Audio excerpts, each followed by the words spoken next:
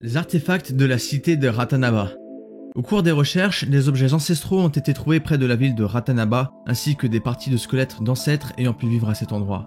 Nous avons découvert dans les environs de cette ville des crânes de squelettes dont l'anatomie est totalement différente de la nôtre et qui ne semblent pas correspondre à notre époque, ainsi que plusieurs artefacts qui ne sont pas en pierre, mais qui sont des objets métalliques très élaborés avec des alliages, comme des épées, des ornements décoratifs et utilitaires.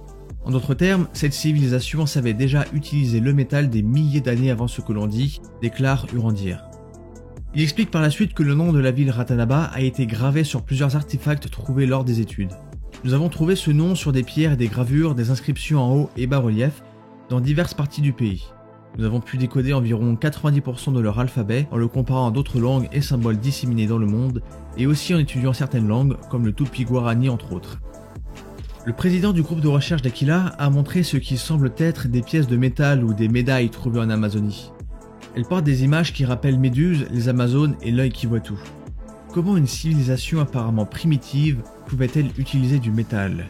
Une autre curiosité est que ce matériau, après avoir été mouillé, sèche immédiatement, a-t-il révélé.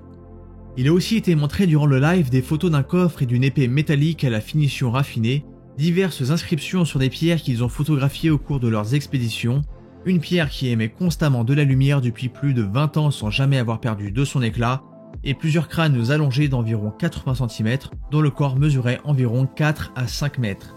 Toutes des découvertes fortuites des chercheurs dans la région proche de Ratanaba. Ces preuves contribuent encore à l'existence d'une civilisation qui a vécu en des temps reculés sur le site. Les chercheurs ont montré d'autres photos d'artefacts enregistrés au cours des plus de 30 ans de découverte.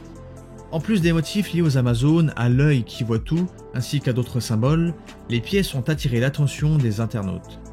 Comment une civilisation apparemment primitive pouvait-elle utiliser du métal ?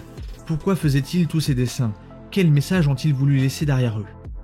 C'est plus de 30 ans sur le terrain, à aller dans des endroits où personne n'est allé pour mettre en lumière des informations sur ce qui était autrefois la capitale du monde, conclut Urandir.